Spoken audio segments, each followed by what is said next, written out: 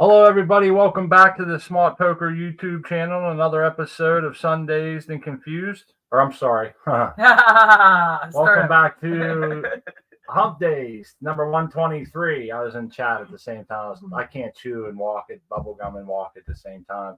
Let's get the link up there. It's nice to see everybody. Happy Humpdazed, everybody. I'm Crispy Wannabe. I'm your co-host, and I'd like to say hello, XYZ Vector, Dr. Leave Me Alone, OK Jace, G-Bay Genetics, Artman, Seed Person. It's so good to see you all here. And I'll get the link pinned this. Yeah, while he gets the link pinned,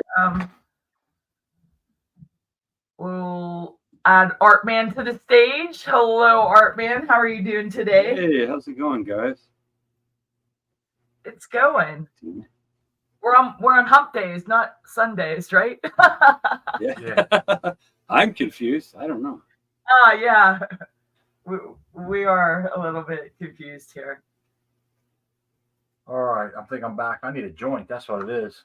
Yeah, it's been like 3 hours since we smoked, so I think that might have something to do with. Let's see. Why things are so strange. Yeah. Capital idea, I say. Oh, yeah. There's the American one. Rossonante. I think he might jump in on the show or something when he gets a little bit of time. Okay, Jace has joined us. Cheers, buddy. Cheers, guys. What's going on? Hey, Jace. Oh, much. Your plants are looking fine. Firefall hair. Shit, look who's talking. Look at y'all's tent. That thing's busting open. Look at y'all about to throw it away. Look at that thing. It's going. It is. It's going. It's had some growing pains in the beginning, but we're going to get some nice fat buds, and they're starting to get some really good smells. Bet you Brian 420 takes back all them bad things he said about Smart and him not being able to grow weed. It's coming. Well, we got some decorations in there today. My wife put in. Yeah. I saw it. I saw a little ghost there. Is it a witch in the back there? Yeah, there's a witch and a couple ghosts. You know, it's that time of year, that spectacular time of year. Oh, yeah. I see the other ghost there on the left side. You got some fat buds in there already. Where are you at in flower? About week 4? We're actually at week 6. I think it's wow. Yeah, we got like 3-4 weeks. There looks like to be one in there that's going to take a little longer than the rest, but we have at least 2 more weeks, probably, like she said. More, probably like 20 days or so. We removed a plant from there that you might notice that there is one missing from last week. We have 7 in there, and it's just shit. It was just a tiny little plant. So I got a video of my beloved cat chewing on her favorite plant. Something I've posted videos to my YouTube. I've posted them to my Instagram. If you want to look me up in either of those places, Crispy Wannabe, and check out my cool videos of my cat chewing a plant.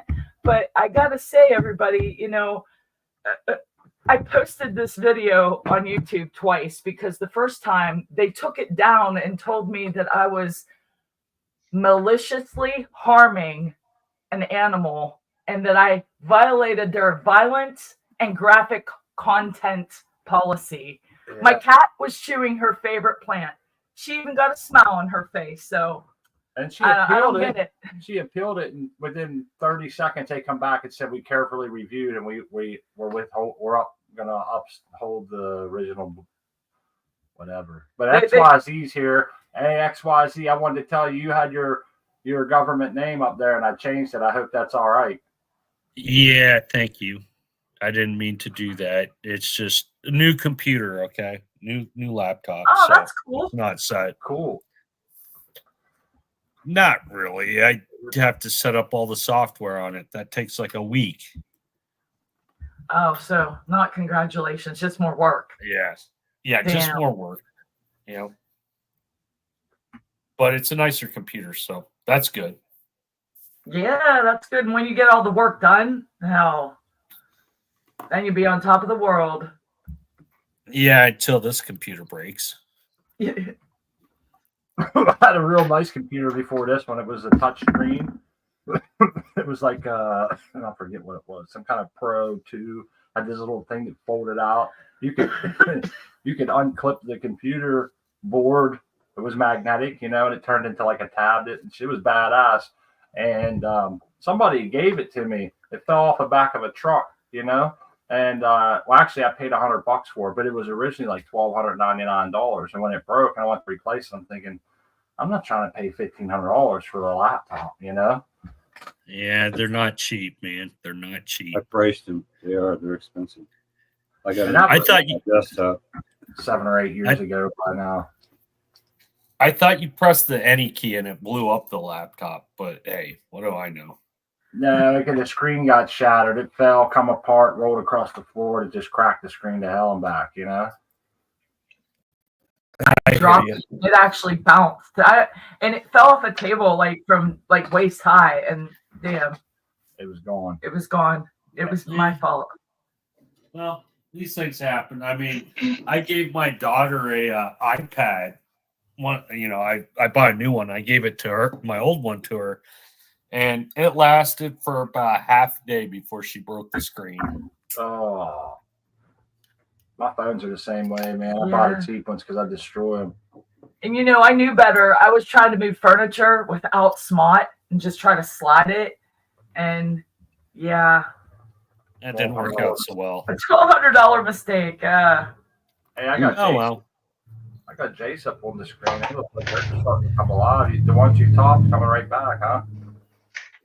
Yeah, I'm gonna start tying them down here in a second. Here's one of them. Oh yeah. Your new nodes are coming in. Yeah, I'll come back here, start tying these. I'm gonna let them get a little bit longer. Yeah, you left a nice stump there. That's good.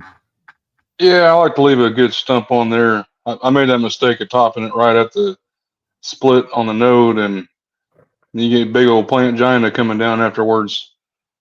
Yeah, a little bit of tug and pull, and see a split wide open for you. Yeah, which they're pretty to look at, but they're not good for your garden. Nope. I was wondering. I was wondering why people didn't cut them all the way down. I make that mistake every time cutting them down, but I don't train as hard as you do, Chase, so I don't have the plant gina issues. Yeah, you leave a little nub there, good quarter-inch, half-inch at least. I like to do at least half-inch to an inch, and that gives it some meat to grab a hold of once it starts spreading apart. And when you're topping, actually doing the topping, you're not nipping those two little nodes that you're trying to keep. You're not even close to them. You're nice, and you get your scissors up a little higher. That always feels safer too. Yeah, because when you're pulling down with that, it's pulling down. Yes. That way, so it's going to want to split your stem down and just rip it apart. Just split it apart right there. Here's something that I've done in the past, Jace, and it worked good for us when we did a manifold or grow like this. When you have your two mains sticking up there on that last plant you was just on, you let those grow out a little longer than you want to, and you come back towards the main stem and just give it the little finger break and break it and kind of just bend them down that way rather than putting stress on that joint by just pulling them, just pulp the stems a little bit, super crop those down. You can lay them nice and flat, put a little thing on them, and you never really have to put that tensile strength on the plant gina and split it down. Wow, Spot, you're an expert at the plant ginas, aren't you? Hey man, I've split them. He split a few. And speaking of which, let me see if I can get one on the screen here for you. How's this one look for you? Ooh, that one's rough. Yeah. I saw split open and we had to tie her back up. Yeah, so that one there got twisted around. And see, when you can see clear through it like that one, that's an open vector. This one here happened, I believe, in like weeks 5 of flower. Just shaking the buds around and shit, got a little too handsy, and boom, it snapped it. It wasn't for training or anything. That just showed me. And look, you can see I left a nice nub when I topped it, Yeah, you have a little nub, but it's still split. It didn't care. Yeah, so you do the best you can. But at this point, I didn't care. If that would have been early on like first, second week of flower, during the bolt, open up a wound like that can really fuck you over, man. And I've seen people, and then when they water, the guy was a sprayer. He would always spray, so you think he wouldn't get it on there, but he got it all over it. And he had this nasty, soupy brown shit running out of his crack in his plant, and it's kind of slowed it down and shit. Yeah, it was nasty. And I've seen other people saying, if that ever happens, do what we did: drip candle wax on it, or lather it up with like a beeswax or something. So I've had a lot of things. I think it all depends on when it happens during the grow. If it's early, you might want to do something, but if it's later, it's kind of like it's already pretty woody, Yeah, when that happens to me, I just use some Vagisil. That works wonders. That's all. Put your preparation H on there. Yeah, something like that. Or Vaseline. Vaseline always makes things work better.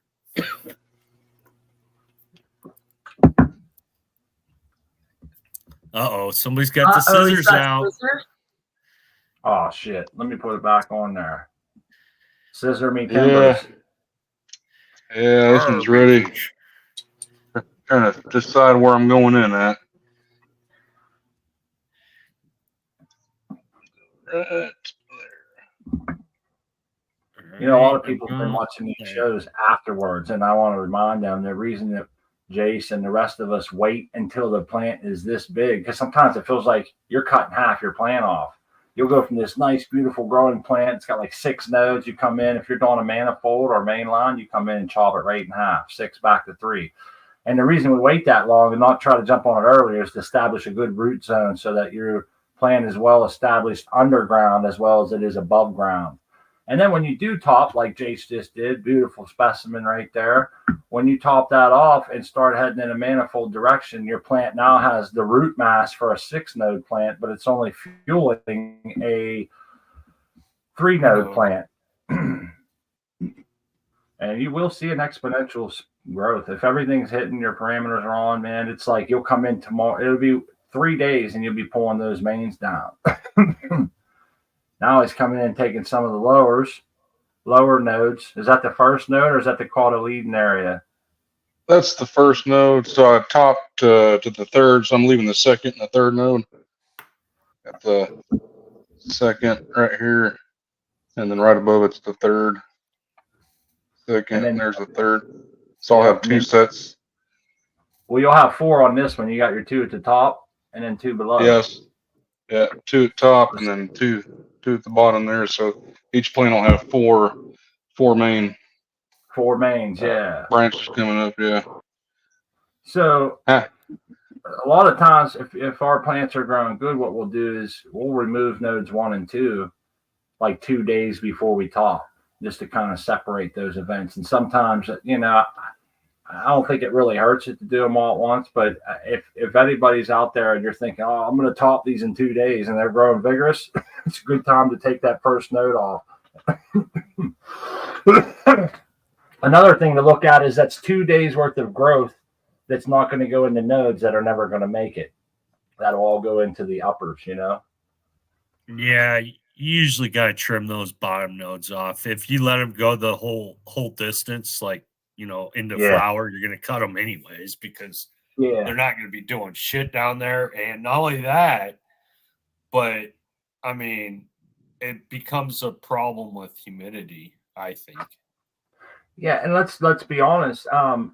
It doesn't really matter what you keep on the rest of the plant. It seems like nodes 1 and 2 just aren't genetically built to carry large buds or a lot of weight.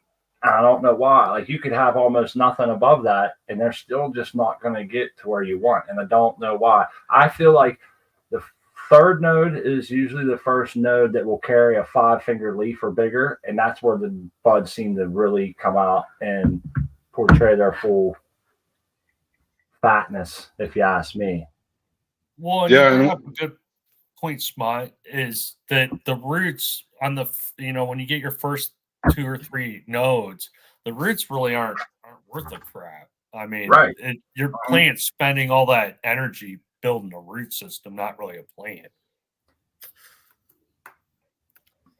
Blueberry muffin. I like anything blueberry. I know that's cliche, but I'm one of those. Like I'm not a huge pine fan or a huge lemon fan, but I love blueberry.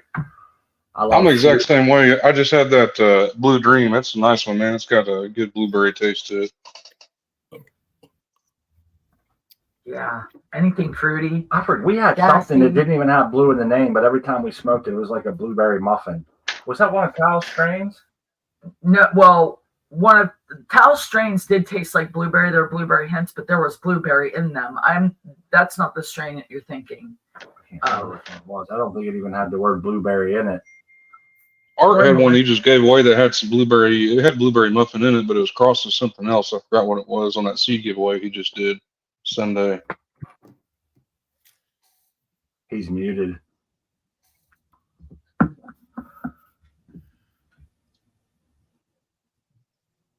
We got some I can't cocoa remember now. the other cross. That's right. Sorry about that. No, You're good. Oh, Jelly Bean. There he is. He just Jelly changed it. Bean. Very nice and Thank you, sir. Yeah. I didn't see him here. Jelly Bean. I think that was one made by Miss Jills, and she was married to. Cool. Was it Subcool? No, was it? But anyhow, Jelly Bean comes from Miss Jills, I believe. I believe she was married to Subcool at one time, or I know somebody out there knows what's going on. But the first Jelly Bean I ever seen growing out to fruition was the drummer in the band. I can't. His name's escaping me. Stony Rockefeller. Yeah. Yep. Yes. He threw one of those on. It got freaking huge, and it looked like some smacking ass buds, man. And I ever since that I was always thinking, oh look, there goes Art, man. Oh, hash under glass. That's it. Little rosin on your lungs.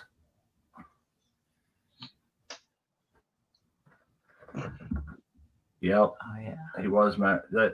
I don't know. I'm not sure if Miss Jills is still around. She used to be more of a presence on shows and shit. I guess I don't make it around as much as I used to. And that might be the story. Back to what you were talking about, Smart, when we were talking about topping. I like to wait. You said, you go above the cotyledon. I like to go, I don't even count that first single leaf. I like to go the first multi-leaf, and that's what I count, or that's what I consider the first node, at least when I go to top.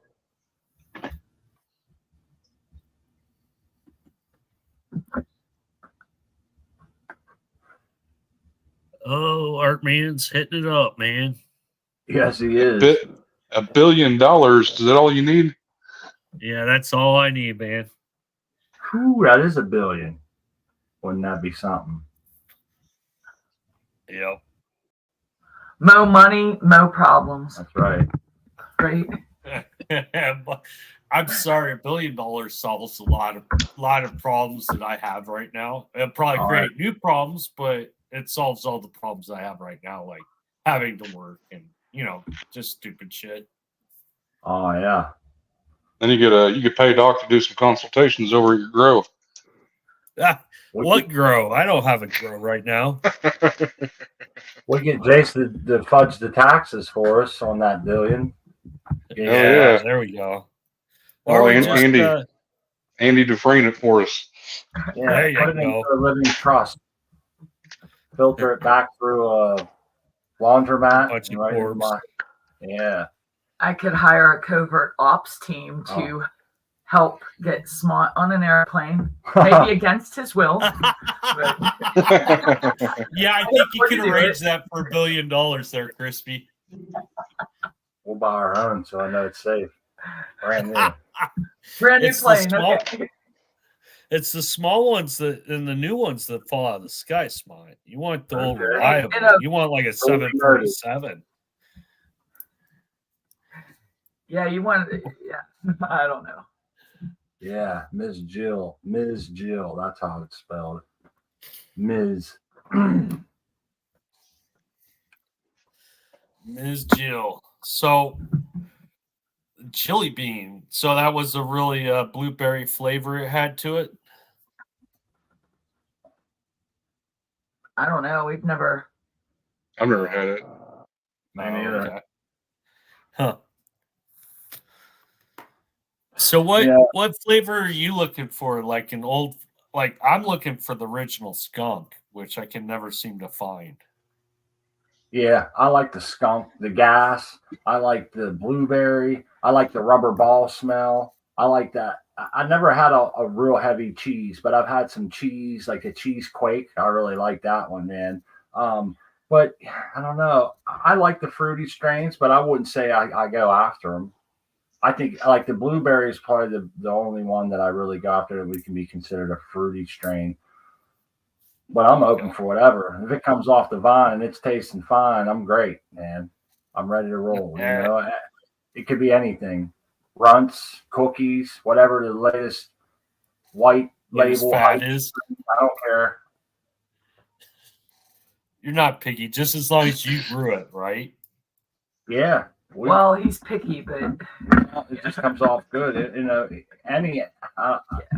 if you pluck a nice hard nug off and it's frosty and it has that perfect consistency, and I roll it up, if it tastes like gas or a strawberry, I'm going to be happy both ways. But if I had to look, I think I would want to be like you and go for the gas and the skunk, maybe of what I remember in the '90s, how it smelled real fuel. Yeah. That's a long since dead strain, I think, because problem was it smelt so much it just draw too much attention, so people stopped growing it.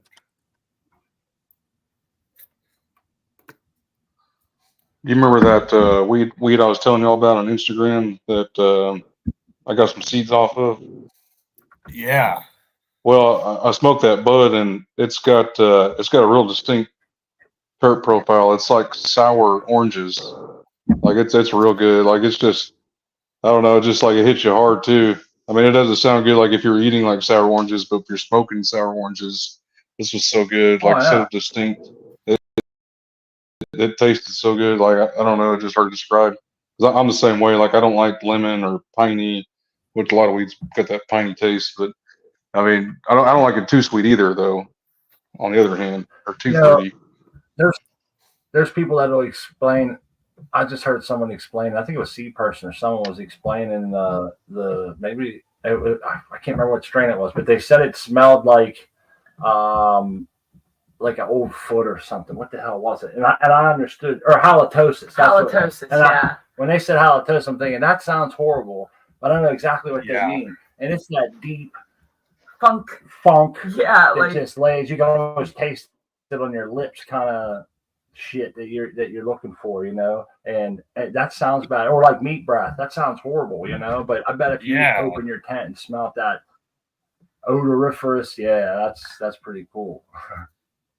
Huh. Yeah, I wouldn't equate halitosis as to tasting good. I don't know. That's the thing with weed. Like you want the most repulsive sounding name that you can think of, and you're like, oh, that's the one I want. Give me that sweaty gym sock. Sweaty gym sock. It smells like a sweaty foot, man. Yeah. Give me the soiled underwear flavor. No. Grandma's dentures. Come on, man. There you go. Seed person's got it right there. I'm not even going to repeat what he said. Seed person. Yeah. Man. Oh, wow. See, here's a perfect example of different taste. Rolling Smoke said fruity doesn't get me high. I agree with that. That's how I feel. It doesn't. I don't think those strains have the same wallop as a good fuel strain. But then you got Cake in a Cup says fruity gets me highest. So that's just two different flavors for two different folks, and different cannabinoid systems. It's like ordering a pizza, man. Know? Some people want sardines, some people want pineapple. Well, to the point, Seed Person brings up something. Goth Girl Mom smells like Grandma's house. Now, my idea of Grandma's house is like, you know, freshly baking cookies or turkey cooking in the oven. Your idea of Grandma's house is probably something completely different. Like mothballs or something. Mothballs, man, in all the closets. Closed up. And it just had that smell. Yeah, the old smell, I call it. Fix-A-Dent, Gold Bond. Winston's. Oh, yeah. Winston's. Oh, yeah. That was a thing back then. Everybody smoked back then. I forgot about that. And they all smoked inside. So, yeah. Everybody's house smelled like an ashtray. Pall Mall. Yeah, the old Pall Mall. Now, my grandma used to let me roll her cigarettes in the old school belt roller. That was fun. Okay, yeah. Zip. I've used those. Yeah. That's the only way I can roll. When I had hand surgery a couple years ago. Yeah, just to roll joints. Sometimes it makes it too tight. Yeah, it does. There's definitely an art to it. You really got to know what you're doing. Once you start off and you feel that first couple inches of roll, you'll know right then if you're too tight or not. And it'll take a nice fat joint and turn it right into a pinner, man. It'll be tighter than a frog's asshole. Go light it, and it doesn't even want it. Yeah, it doesn't even want to take there's no drawing through that. Yeah, you gotta watch out. Like some people use coffee grinders for grinding their stuff up, and you can easily get something too fine to roll a good joint with that. Hey, we got there's 70 people here. That's crazy. Lately, our channel has been getting a lot of. We get like 2,300 views a week on past shows and shit. It's crazy. And it seems, and it said on my weekly recap we were getting it on referrals or something like that. But it sounded like they were recommending our channel finally, and that can't be. Because they just don't do that at the Cannabis Channel. We've been doing this for 3.5 years. Well, yeah, but you got Ross Nane on here doing tissue cultures. I mean, you don't see that on any old grow channel. So I think that's a draw. If somebody looks at tissue culture, it probably recommends you. Who knows? Yeah, I mean, that's some pretty cool information. We've had some, I don't know, what I consider, in this community, rock stars to our show and hanging out and chat. And when a lot of people start coming, I feel the pressure to put like good content. Sometimes I play them up. I just kind of want to hang out and smoke buds and talk about growing. I know Ross Nate was going to stop by. I know he was in the chat. I don't want to put him on the spot. Remember them cats he rescued, man? He had all of them fixed. And now they're walking around all drunk and shit at his place because they're on anesthesia coming off of it. So cheers to him for saving those cats, man.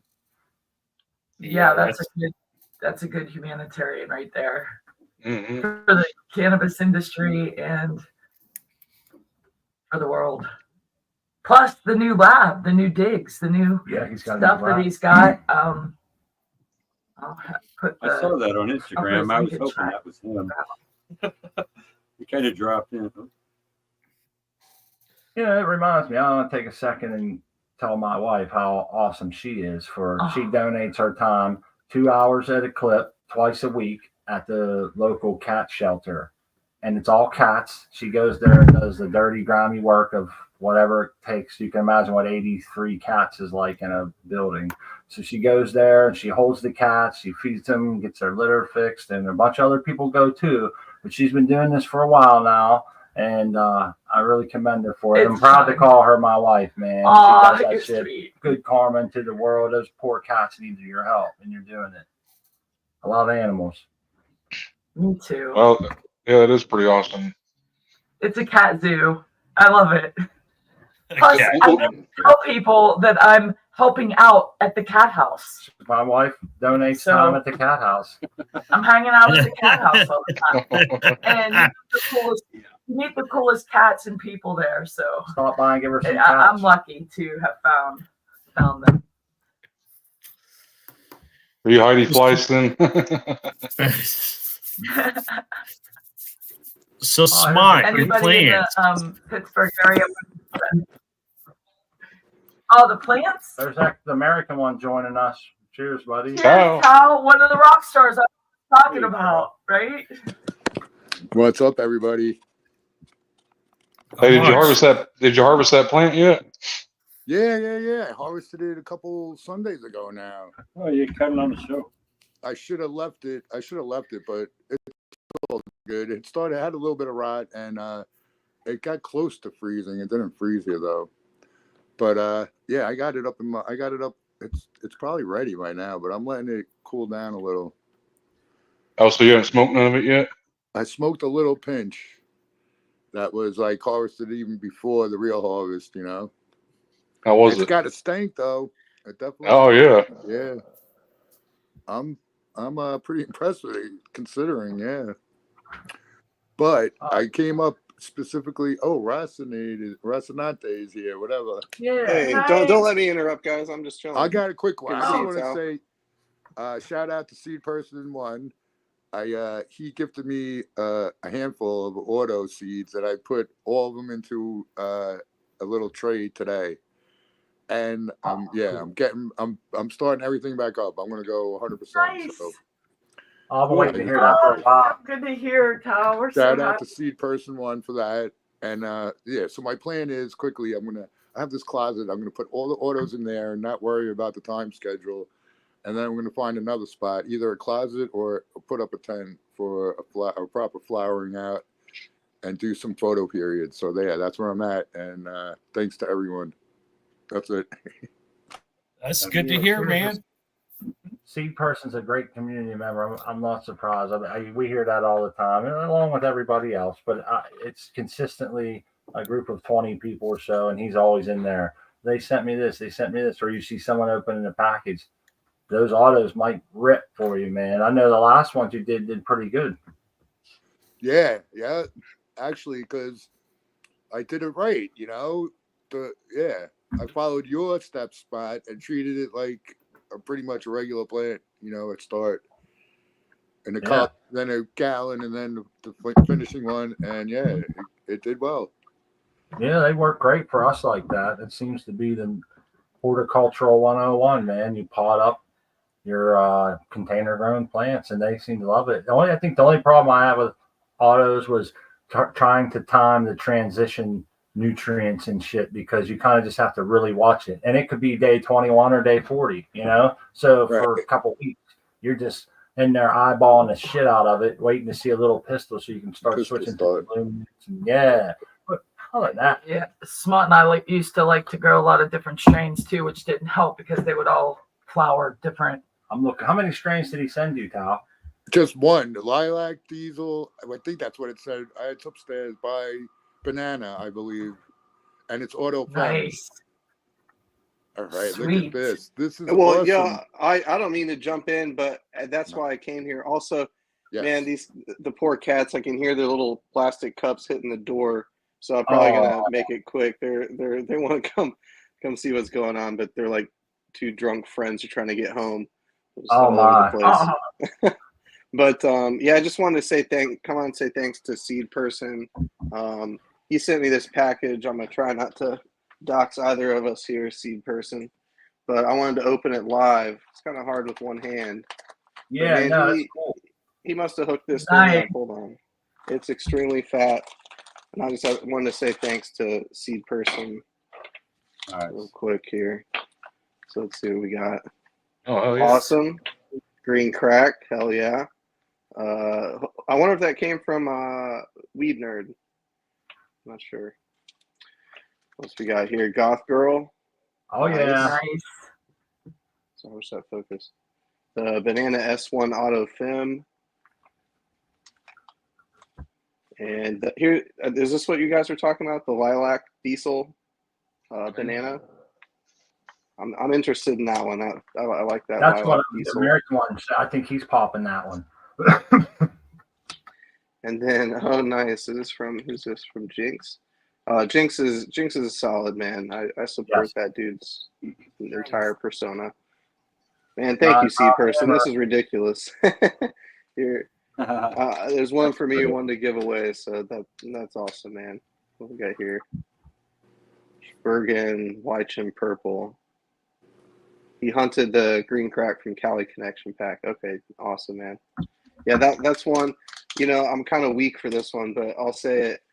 green crack is the only weed I've ever returned because it was too strong. I had stuff to do, bought a whole ounce for my neighbor, and it was just too much. It was just, I had to get stuff done, and it was just way too intoxicating. And so green crack is the one, probably the strongest strain that I've tried. That was a long time ago, guys. But anyway, I just wanted to get that, show that for Seed Person. He's an awesome gromie. You know, the type of love he sends out is awesome. So, Indeed. Thanks, man. He is an awesome gromie. Hell yeah. And in that same vein, these are destined for him here. What I'm going to do is these are about the size that I can root them. So hopefully I'm going to root them, put them in little plugs, and send them like a tray of like a dozen little plants that should be healthy. I don't know if you can see it. It's not huge, but that is cool. I think that's great. Yeah. Here's some other versions where I just did little tiny sticks, but I made sure to leave bud sites, and it looks like it worked as well. There is some unfortunate news. Your guys are they're coming back from it when I put it in the better solution. Yeah. Even just that period of poor growth really set them back. So they're trying to come back. But you can tell the difference in growth here between ones that were always in the correct media and then not. So it's the Smart and Crispy cultures live on, but they hit some road bumps. But the new growth does look green. Yeah, it looks promising, man. I think they'll be all right. They might just take an extra week or two, huh? Yeah, they're still going. They're praying for the sun. So we do want to think that the pH might have been the problem. Is that where you were at? Just the media all in general. Something was wrong with that media across multiple strains, and I'm pretty sure it was the pH, but you can't be entirely sure. But the new batches, nothing else changed besides the meter, seemed to be going really well. And I hope that fixed it. You know, you never know. But I got a brand new lab, and I kind of rebranded to Subculture TC. So if you guys see that my name changed, sorry about that for the third time. But we'll get it up there. We'll get the link for your channel, for your Instagram in the chat there. My wife's on her way. Oh, nice. It looked really good though, Russ, and that thing looked great. Thanks, man. No, I'm excited. Excited to do some science in there. But did anyone have any questions or anything for like these old plants? Yeah. How long until we get some clones? I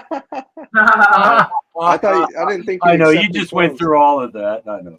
Well, I take it. I wish. You said guarantee clean. Are you kidding? Yeah, absolutely. These are all sure. hop latent. These were tested for hop latent and sent directly from the breeder. So they're about as trustworthy as I can get. I can test them again, but I took it and just put it straight into culture. So for viruses, you should be good, and everything else, nothing. Hell yeah. Well, whenever they're ready, you let me know. Well, dude, if you've seen these little like vials, I'm gonna try to just root one and then put it in a plug and put it in a vial, and so that you can just like pull it out of there and it should be good to go. Oh, that's cool. That's really neat. I love that. But still some bumps in the road to get to that point. But we'll see how this goes. We do have a question here, Rock. I'm sure I know you've went over this with us pretty significantly, but we got like 75 people, so some of them definitely wasn't here. Can you maybe go over real quick if you have a minute to about what's in the agar and what it is? Yeah. So what's in the agar is basically all the things that the plant would need for survival. It has the macro, micronutrients, vitamins. There are a few other things on mesonutrients. You put sugar in there, and you put growth hormones, and then the agar, which gels it all together. It's kind of like you're making a complex jello that you grow plants in, and it just has the same stuff that the plants need outside of this situation. So it's just sterile place to grow plants, basically. And if I can, I'd like to mention that Rocinante told us that he will tweak the auxins or the other what's the cytokines, one of the two, based on what he wants the plant to do. So if he's looking for like leaf matter, he goes heavy on the, I forget, cytokine. If he wants root matter, he'll go heavy on the auxins. Is that right? Yep. And that's layman's terms. Obviously, it's a little more complicated than that, but it seems like one swings more than the other. But you can kind of crop steer it, if you will, on what you want to do based on the mixture that you put in there. Yeah, absolutely. And I think we talked about whenever you get them too close together, you just get these big lumps of callus. Here's this monstrosity. It's not. That's a great example of just having too much of a balanced cytokine auxin mix, right? Yeah, and you just get these giant lumps. It's kind of confused. It don't know if it wants to root or grow leaves. There's another one. Just splits the agar. Yeah, this is not the direction I wanted to go. So yeah, he wasn't looking for clubfoot. No, a little heavy on the rooting. Huh? Yeah, some people say you can make shoots from that, but it I haven't seen it. But yeah, sorry to make it short. I wanted to do a demonstration at the laboratory, but I don't know. It's I don't have the hemp license there right now, so long story short, it's going to take a little bit. But we just got in there, and I'm doing a bunch of tropical plants there. Here's one of the African violets that we did on the show. Yeah, if you guys wanted to follow, I'm rebranding to Subculture TC.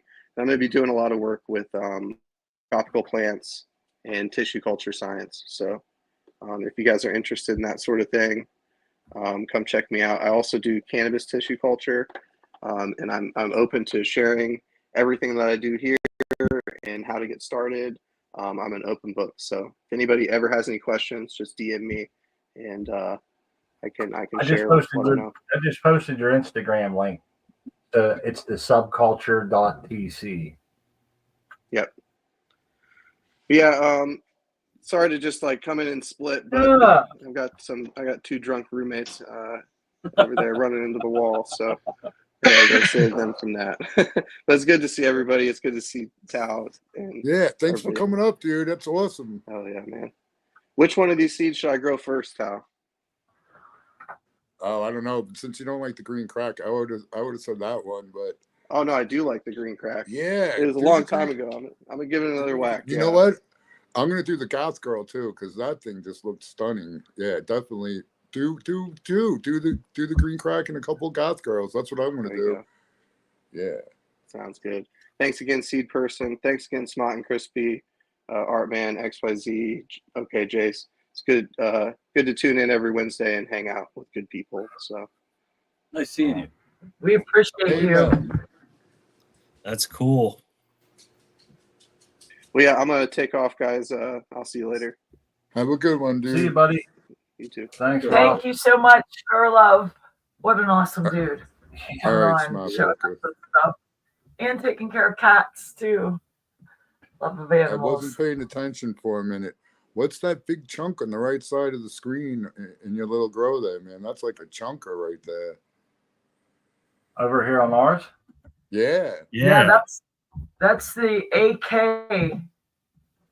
Yeah, that's A to the motherfucking K, homeboy. Now, A to the motherfucking K. Yeah. That looks like you could get like 16 of them. If you had 16 of those in that space, right? That's what I was looking for, man. That's really right. It'd be the size of a 2-liter pop ball. Yeah. That would be a beautiful sight. I want, maybe 10 or 12. Yes, of those in there. We can that camera. Here's what happened to my camera. Kind of screwed. I gotta get another one. You know those claw arms, the flexible claw arms, and you can clamp your camera in it. Well, my clamp broke, so I blue taped the camera onto the end of it, and so now I can't like go in there, separate my camera, and just walk around the tent and then come back and clip it in real easy. I have it taped on because I broke it, so I gotta change that. But I'll have something new here soon. I want to be able to go in there and move it and walk around them. you know. Yeah, because there's one in the back, and it's a grapple fritter crossed with Black Widow from our buddy Thunder Dan, and it is so frosty, but you can't see because of The light. But she's got heavy trike rails on the leaves, and oh man. And now wait, now beautiful. The tall one on the left has a massive butt at the top. I was gonna say, man, I just noticed that plant, that little chunk that's not the top is a chunk, so the top must be, maybe you wanted 16 of those in there, the back left. Yeah. I'm gonna go in and poke around. I'll move him a little bit, see. Yeah, he's gonna try to get the top half. The tall ones that are grown out of the picture frame are the sky color cross. Okay. How tall? Yeah, see, it's pretty fat. Oh yeah.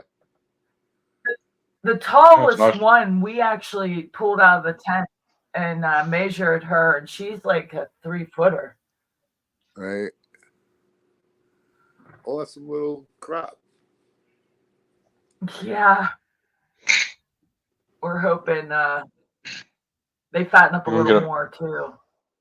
You gonna get a pound out of there? Oh no. Guessing of the weight. Damn thing, it's hard to move around. Yeah, we're not getting a pound out of that tent. No, hell no.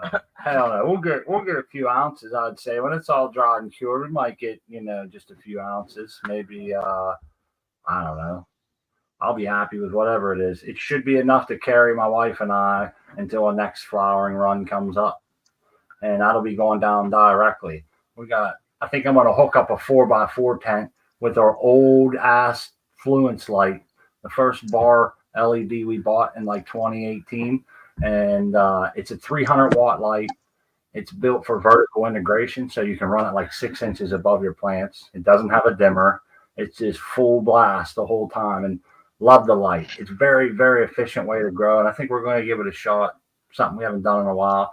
And our buddy G-Bay is with us here. How's it going? G-Bay, good to see you, buddy. You looking good. Trim, man. We're just hard at it here. The garden in, so doing some wedding cake. Is Crazy Pop Mom still with you? No, she was just here for the weekend, but she did awesome, man. She got like she did. Yeah. I don't know how many trays. Nice. Yeah, I trim into these lasagna pans, and I think she filled like 8 of them.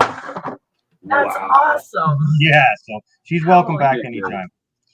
No, I'm just working hard. I was sitting down watching, and I haven't talked to you guys in a little bit, so I was like, hey, I'll pop on while I'm trimming here, maybe smoke a bowl or two, and hang out with the crew. We missed you. Hell yeah. I know that you're. Well, I'm still around. I'm just a busy little beaver in the background here. I got a new job and stuff, and some other stuff. That's awesome to hear. Always good to see you, G-Bay. Yeah, thanks, Tal. Good to see you as well. Good to hang with the crew, man. It's good to be out and about. Been kind of under a rock a little bit, so here we are, hanging with the crew. Yeah, man. You look good. You look happy. You look healthy. And I know you're outdoor grower. You must be stocked with buds, huh? Woo-wee. I'll buy you a plane ticket, man. Just come help. Send help. Send help. Yeah. We're doing all right. Right, let's put the weed down. Right? Let's have a puff with y'all. Oh yeah. How's the new job, man? New job's good. I've been at it about 6 weeks now, and it's welding, and it's a little more serious than what I'm used to. Not on a level of skill involved, but just the job sites I'm involved in and the paperwork behind it. Big blueprints, big structural steel buildings.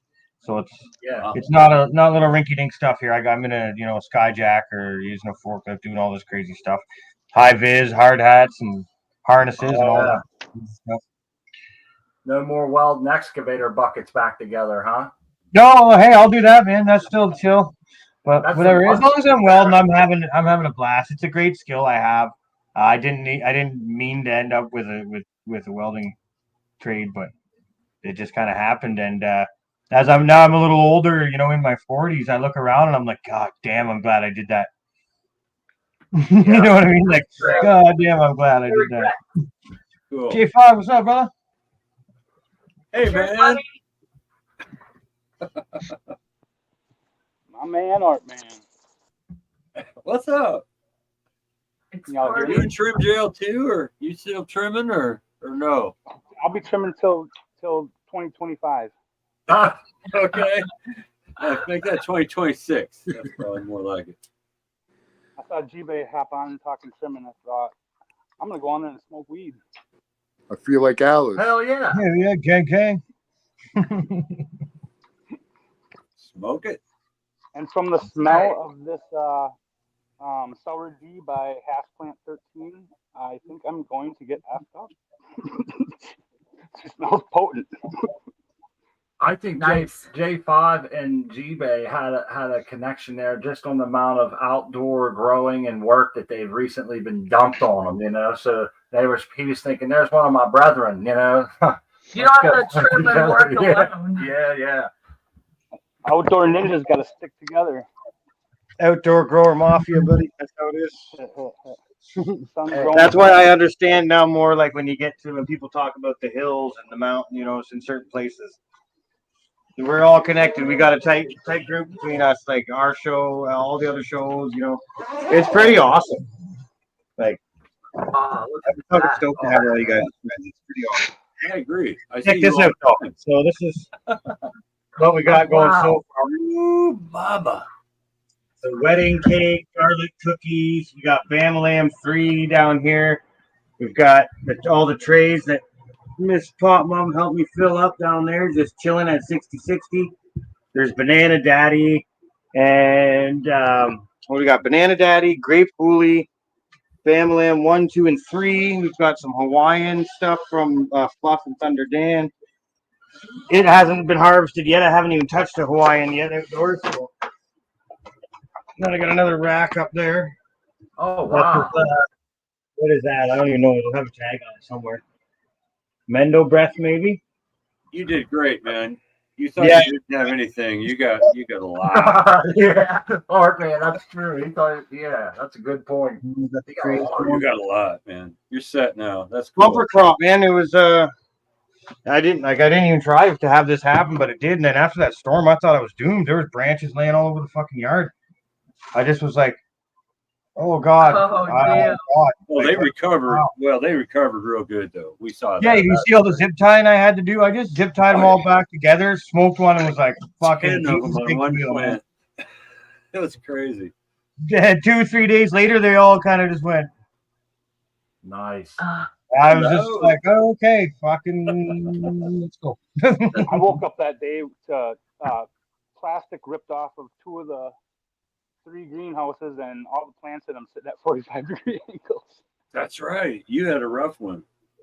Yeah, so did Cannabinoids Labs. Remember that was windy and blew all their shit down? Yep. Oh, but they got a lot of theirs harvested and looking good over there.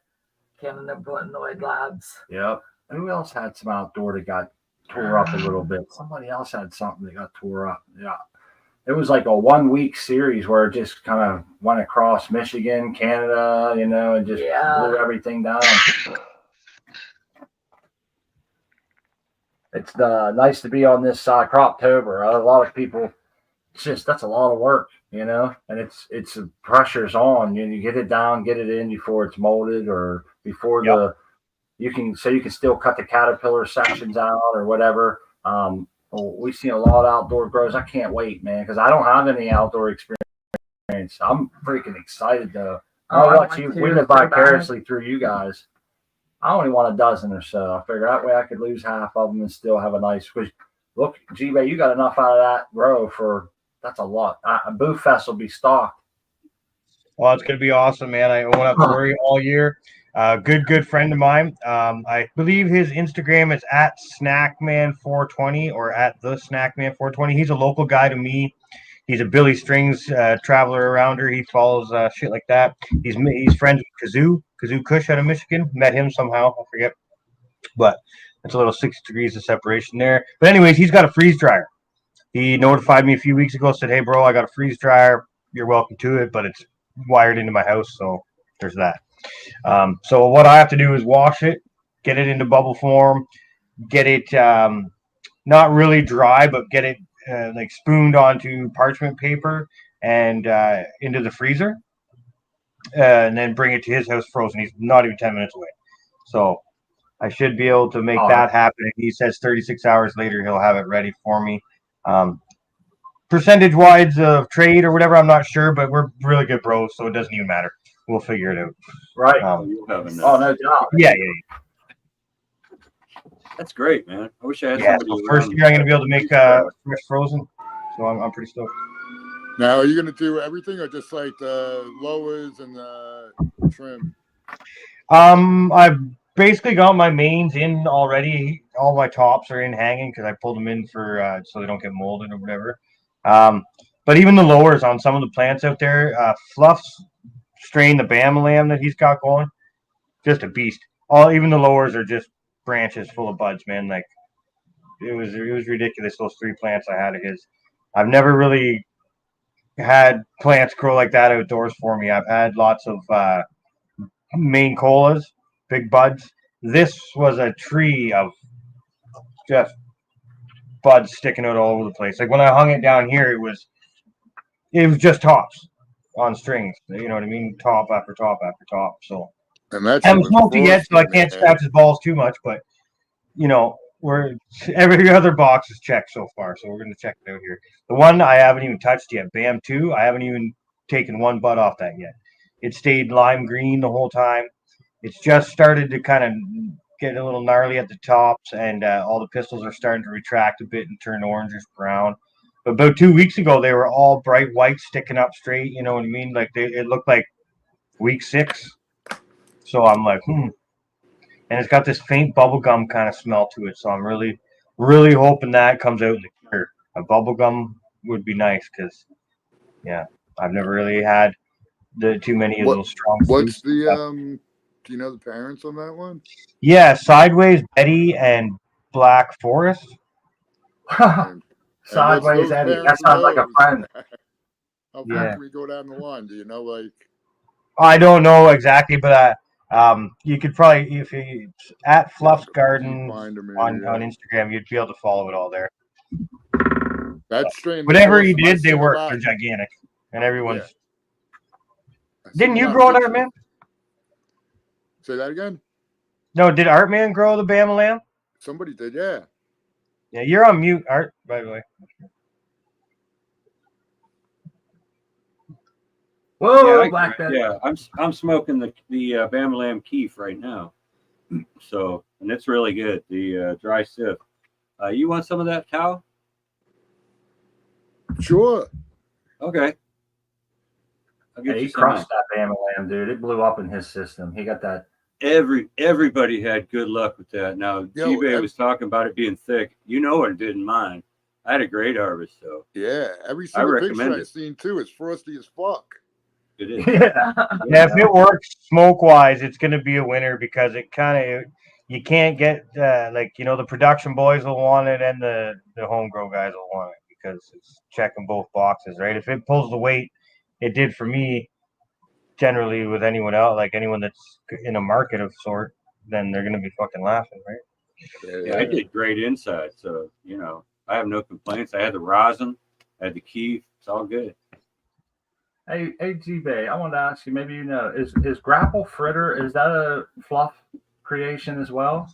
No, I believe that's a Lobster. I don't know his full handle, but our buddy Lobster Garden Club or the Caribou. Well, I don't know if he follows us at Caribou Heart too much, but he's part of what we call the Garden Club, which is a tight little group. Me, Dan, Ruby, Raider, just a little pocket of us, right? And yeah. Okay, I know this Garden Club crew. You don't mess with them. No, get a hold of Kingfisher if you're cool enough. He might get you a hat. Okay, Kingfisher with the hats. There you go. You talk to Kingfisher. He's our leader. Dude, I tell you what, everybody who's in that group and everyone that hangs out here at Smart Poker and like in the community who makes seeds, that's the shit that you want. It's just stupid to be paying stupid money for fucking some hype seeds, or even if they are really legit, unless you really want to have the name and say you got the original source. But everything that people are making, there's some fucking insane good strains coming out of fucking, Yes. the regular. Yes. Yeah. Look at the ones you made, Kyle. Them are some of the favorites, about some of our favorite strains. Yeah, that's kind of what made me realize that like my original reason for making the seeds is, like I was saying, after I got kicked, well, I didn't get kicked out. The lady where I was staying sold the house. So I put all my plants outside. I didn't have anything. When I got to the new place, my buddy, who is a heavy smoker, just started buying seeds because he wanted to have good weed. So he was gifting me seeds, like tons and tons of seeds. And as I was going through them all, I have tons of pictures of hermaphrodites from all of those seed starts that the kid paid for. And I was just like, man, I don't want to deal with this shit. So that's when I said, I'm going to go with Subcool strain, because he did the work. He vetted his strains, made sure they weren't harms, made sure they were legit. So that's why I chose the Cheesequake male. And then I had females that I loved, and that's just what I did. And anybody who does that maneuver can come up with some really killer shit. That's why I love the home growers that have been growing for a while, because they've gone through seeds, and if they're clone takers, they save the best ones. So that's going to be legit when they make the seeds out of the best ones that they've been growing for 5 years, that they can't find nothing better. So yeah, that's my take. Agreed. Right. I seen he said I agree with what American one's saying, and I think we all do too. Yeah. We got some killer seeds too. We have a lot of seeds I'm so excited to grow, from fluff. Some of them are from caribou. We have some Spartan. We have some that, like, Artman sent us, Seed Person sent us. There's so many. Thunder Dan, Kingfisher. Yeah, Thunder Dan. Exactly. And we just kind of been going with, like, this grow. We grabbed Thunder Dan because they were feminized. Strictly because they were feminized. We try to tell everybody, like, we don't know when we can grow them, but we're excited to get to them. We just don't know exactly. We got to get that other 10 out so we can. With the 4x4 that Smart and I have been talking about, and the Fluence, we could start a lot of seeds in there. And we have a dozen. We have a dozen sex tests, and we have this little tent's about to be free to possibly hold a clone or two when we get our sex tests back and some shit like that, So I'm thinking about maybe heading down that road for the winter or something, but we'll see. It's nice to have all those options, but I agree, Tal. It seems like growing anybody's stuff that's even the stuff we made accidental seeds, Tal, threw them out.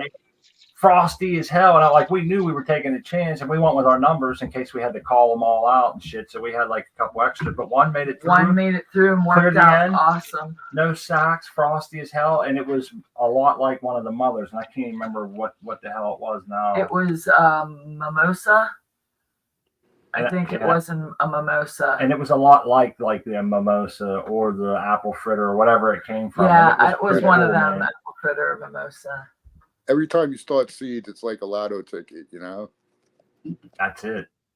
And it's like exciting for me anyway. I just got to get over the fact, because every time I grow weed now, I want to save one to later on have to breed with, possibly, But I have so many different seeds. I'm just going to start doing them and let go and just grow them out and smoke them. I don't know. Well, I got another cultivar from OC Grower coming this week. Honey banana frosted with too much sushi. So there's something people can look forward to as well. And then I got seeds that people give to me because they know I'm looking for the chocolate. I got a couple chocolotes gifted to me that if I start those, I have to search and save, and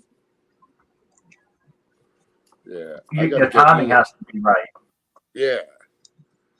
Or I have to be able to definitely have a good cloning operation, and I've done that. I've had, just save the clone, don't flower it out for like a year, just keep it alive.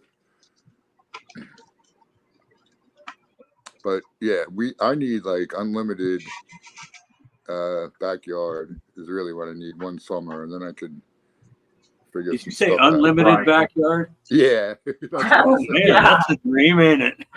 You gotta take We an call that- ATV out there.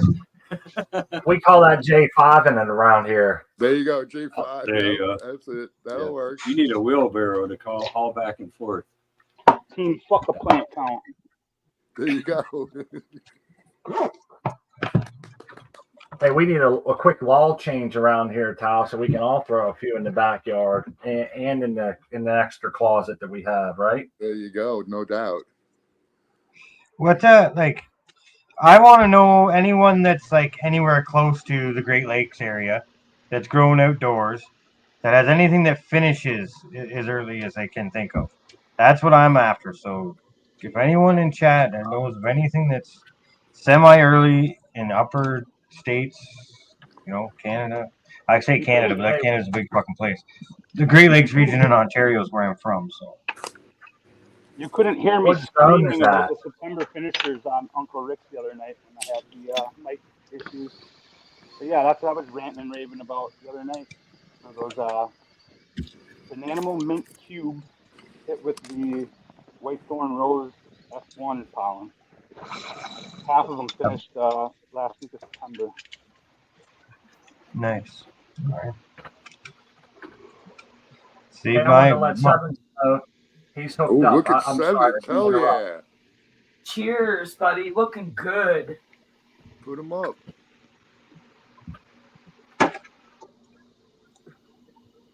Yeah, let's see that. Oh, man. Gorgeous. I'm rolling a blunt. I'm looking at J5's, bud. I'm seeing sevens. My wife got coffees, and we're like all flustered here. No worries. Just That's give a- us 1 second to catch up. Thanks That to looks the good, chat. J5. Yeah. Yeah, Yeah. that outdoor bud gets a real special look to it, don't it? Mm-hmm. I never know where to hold I it. love that you have little tchotchkes in your where you're growing there. I wanna Your smoke rock that painted piece. rock. Himalayan Salt Rock.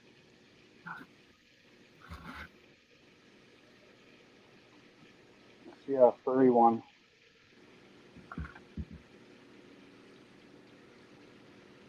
It's been a great freaking week for us, man. I'm having a wonderful week, absolutely fantastic. And this night's topping it off. Seeing all my friends, having seeing everybody these come buds. by and hang out, and seeing the chat, and we don't get to see G-Bay very often and hang out with him and shit, and some of these other folks. So it's always nice, It's nothing against our regulars, We love all of our friends, but it's really nice when you get that You extra. already did, man. You already ditched off, man. This is Obama Kush with the ruthless runt. You're real low, Jake. Plus those buds. Different buds. Those buds, we've seen them since they were wee little plants and watched them grow and flower and turn into that beautiful stack you have right there, J5. Bravo. That is freaking awesome. And we're honored that you let us share in this. Well, it was fun. Thanks for having me on. Yeah, good. It was Especially you guys for that made someone me like want to come on, so props to you. And, J5 has been doing this long before it was legal. So you still have that mentality. So, well, maybe not now, but I know sometimes it's hard to switch that over and be like, oh, now I'm going to start documenting everything. I'm going to start showing other people that's, all across the world. And it could be so I always, that's the first thing that we respect when people show us your personal stash there. We've seen these plants coming up over the course of the season. Yes, we have, and they are looking so wonderful, Sevens. Did a good job. Awesome. Yeah, thanks. I just got through the 3-week stretch and then just switched over to the bloom nutrients last night. So, Okay. Sevens. Did once it wasn't quite 21 days, but it was well in showing signs of flower, so I did some pretty heavy defoliation. Got the underside. It ended up almost being 2 5-gallon pails. But I've been defoliating up till flip, but these have been growing so darn quick. Just trying to keep up with them, and then the 3 weeks, no touch, things got out of hand. So we got the Amy Aces on the left, pretty much about down the middle. Amy Aces and then Nakatomi Plaza. Nakatomi Plaza is beating me up. Oh, damn. On the And the thing is the Amy Aces was the easiest to clone. I had a devil of a time cloning the Nakatomi Plaza. So, but I mean, they're all looking pretty good. They're, some of the bigger fan leaves are showing some minor deficiency. I gave them a little bit of Epsom salt spray during the stretch. I think I was a little late in giving them a foliar spray, but I think everything should be all right. They all look happy. Hell yeah. Yeah, they're doing real well and can't complain. So yep. So you got a full canopy there, man. It's gonna be a jungle, bro. Yeah, give it that's 2 a full weeks. I house. can't wait to see it. Yeah. Yeah, there'll be very little. To the wall. There'll be very little laugh in here. I think they'll be pretty nice nugs. And then I got Looking great. And then I got just some little seedlings and stuff going on. I got the some dog liquor here from Dutch Blooms. I just got some sex tests back on these, and then a couple of clones, cool. cherry palms. I got a couple of lemon tree. So these I veg for a short time, and then they go into a 12-hour tent. So these end up being the kind of the semi-perpetual grow kind of a thing. And then they got a couple of CBDs. So this one's about ready to head into the 12-hour tent now. Hey, I want to remind everybody, if you want to join the show, make sure you use a name. We know who you are. I can see some people trying to join with less than they have nefarious intentions. Yeah. So we banned them out of there. Make sure that if you're trying to join, let us know somehow you're legit. Man. Look at that. Beautiful roots. It's like you're straining spaghetti for dinner. I mean, I flipped these at 5 weeks. Well, they were clones, but once the clones moved into this, clones moved into this tent, 5 weeks, and then I flipped, and then just got through the 3 week stretch. So with the roots, you get some pretty healthy stems to channel all the nutrients. That looks good, buddy. Yeah, we got a question from chat. What nutrients are you using, by the way? I'm using crop salts. Okay. You know who used to use crop salt? OC Grower, the guy that's sending those seeds, a lot of those seeds that were given away by Artman here from OC Grower. He used crop salt for a long time. I think he uses multiple strains or different shit in different tents. I've been super happy since I moved to these guys that it's really a clean nutrient. I mean, I changed nutrients last night, 14 days old, and I took a photo. I scooped out some of the res into a pint glass, and it looked like crystal clear water. I mean, it was that clean, and that was after 14 days.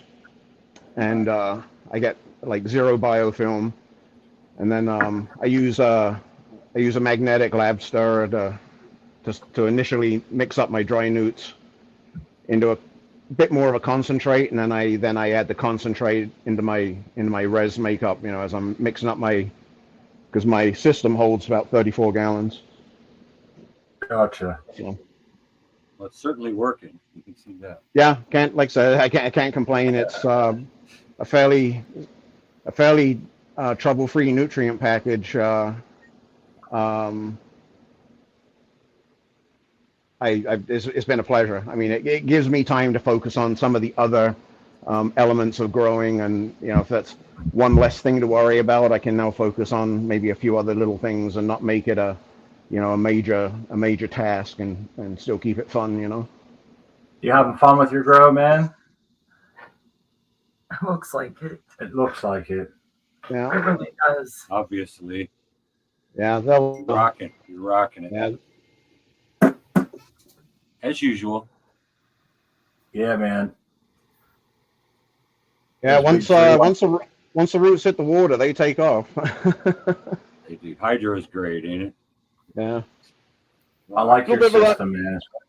Very good setup. A learning experience, but once you figure it out, I mean, like any grow method, once you figure out your process, everybody's process, regardless of medium, cocoa, everything. Once you've got your process dialed in, it rocks for you. Yep. We have a representation of everybody, like Clay's putting in the chat. You have soil, indoor, outdoors, salts, deep water culture. I think Artman refers to his as low water culture or something. It's shallow. Like shallow. That's it. Now they call it flood and drain. Yeah, flood and drain, cocoa, all different things happening, man. We love it all here. I love it all. Yeah. Yeah. What's not to love, right? Well, if you don't grow, if you're growing, it doesn't grow cannabis any which way you can, even if it's one plant underneath the stairs, or if it's a couple hoop houses, couple hundred hoop houses. The only one that I hate is the description of drain to waste. Why do they gotta call it waste? Why can't they call it drain to runoff? Yeah. It does. Yeah. It does give the intention of a lot of extra waste, and in reality, it's not a whole. It's always bugged me. All right, I got a quick question for G-Bay. Yo, do you see J5 with his the light on his head? You got one of those or no? I do. I got one right here. Like I got a big light right above me. If I plug that in, it's super bright, but it's not really conducive to the show. I'm good to go here. I got that light right behind me, so as long as I don't block it with my head, I'm all right. If I go like this, I was just wondering because when I got one of those headlights, man, I was like, wow, yeah, that definitely helps. Yeah, this thing it helps big time for sure. For a good couple months. Okay. This is what I'm smoking right now. Yeah. I'm gonna check off and jump back into YouTube and listen in. So I'll see you guys over in YouTube. All right. Go. Cool. Thanks, Evans. Yeah, thanks. That was an awesome tour. I like when people jump on and they're able to show Tao or anybody for that matter. I'm growing the seeds either that you gave me, I have one here, or that you made. And in that case, it was an Amy Aces. And look at this. Let me get these buds up. You know how many different Amy Aces and different crosses are out there right now? I mean, it was grown in Taiwan over there with Potent Ponics. I'll tell you all over the world. Iceni put a picture of the Persian pie times Amy Aces, I think. And that shit was frosty as fuck. Excuse me. Did some nice work with that.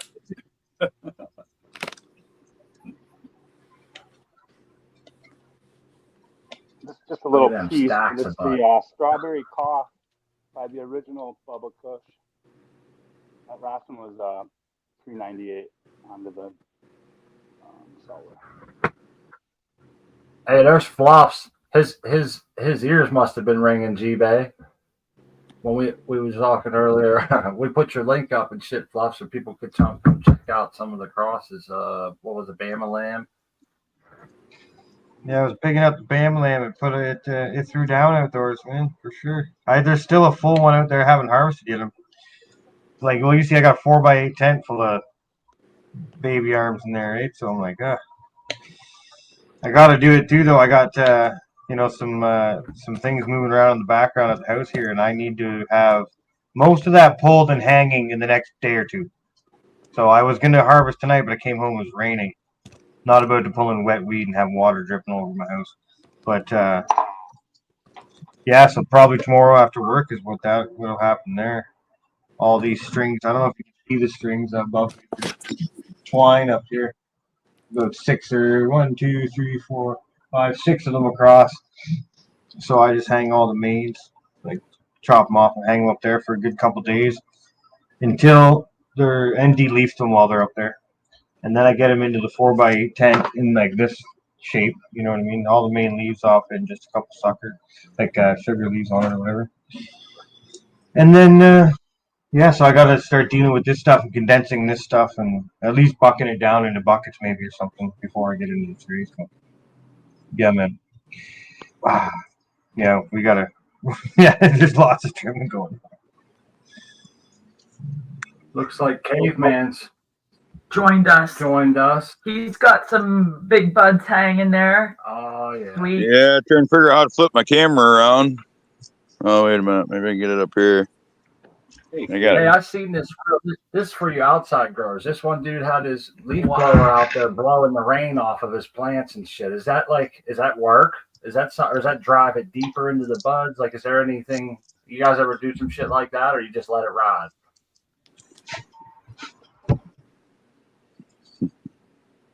All the outdoor growers, we don't They're like, hell no, we don't blow the leaf blower. They were blowing the water. Not telling you my secret. I was trying to figure out how I was going to say it. Got fucking birds living in here. Oh, wow. It's hard. We're having is this hanging and drying or is this growing? No, this is in the ground. Okay. We're having a little bit of perception problem due to the darkness, but I see the big freaking plant. They're so heavy, they're like falling over on you. Look at those chunky buds, man. Yeah, they're supposed to be up here. Wow. It's a ganja, strong like bull. Yeah, all the way down. A couple days in sun will fix that. Oh, that happened probably 10 days ago. We had about a 70-mile-an-hour wind. Ripped two of my plants right out of the ground. Did you get a true frost yet? Oh, yeah, several. Okay. Okay. Yeah, we've had hard frost.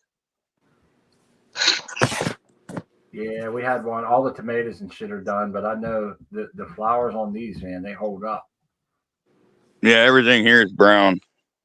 Yeah. Except for the cannabis. Yep. Cheers to the chat. Everybody checking in. We're getting to see some of Caveman's outdoor here late at night. He's got a headlamp. Those headlamps are priceless, man. They're nice. If you're painting, I like to use them for painting. I don't know if I can. They're good for all that. Oh, look at this. There we go. Wow. Yeah, wow, man. That thing's I see it. There's like a scrog mesh in there. What is that, like mesh for laying in That's concrete? a cattle panel. Oh, okay. Yeah, that makes a 10-foot hoop. Okay, and you see the plants hanging out 2 feet on each side, so you're looking at 14 foot. That is sweet. Yeah. What a great way to utilize the sun and spread that thing out. Me too, Supreme. I lost a lot. I'll be surprised though, Supreme Grape. Our peppers are still doing good, even though it's been cold at night. They seem to be coming on as a massive bumper crop. I hope they all taste just the same. Due to pepper garden, only a couple years Cut in. this side of it out. Look at wow. that. Damn, man. That's impressive. Damn. A lot of stems coming off of that thing. Look at that. Woo! Look at that stalk. She's watering all outdoors. That's wild. How much fun do you harvest this? Which stream? She's ready. I just been busy. This is oh man. I did the J5 thing. I got 40 acres over here. Oh wow. Yeah. That's some southern Michigan freaking selected and freaking forwarded fucking Michiganja. Yeah, I gotta. You can tell it loves where it lives. You know, I watered this cage 4 times, and every time I watered it, it rained that night. Oh damn, that's about right. That's just from having your soil set up. This, yeah, I've got yeah.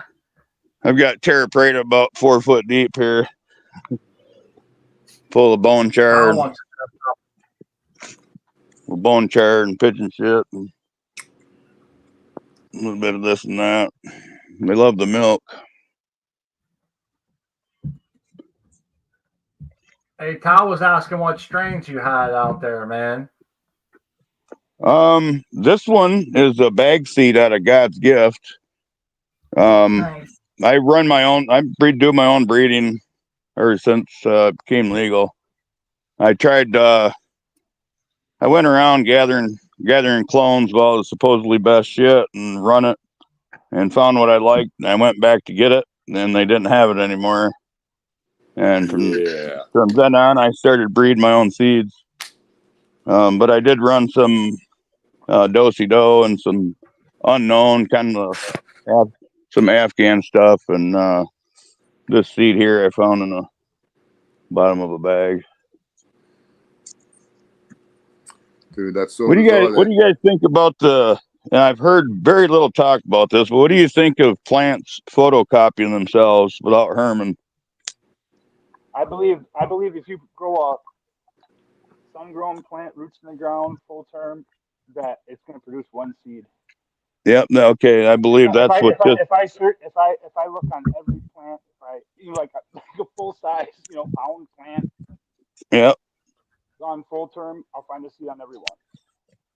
Right. And is it okay now when you run those seeds? Every one I grow out appears to be an S1. I've never gotten them yet. Right. That was my next question. Yeah, and that's what this seed did. I've seen that all through the years. I take that. You never back. got a mail, J5? My freaking neighbor pollinated a bunch of my shit with his damn lowrider project one year.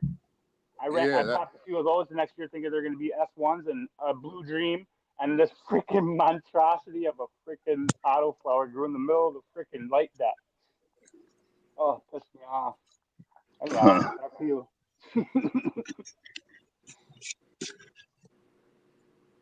Could have been a good freaking auto. Had to be the hemp, like the rooter chirps, I guess. I haven't messed with those yet. I've been thinking about making some. Seems like everybody wants auto fems. I just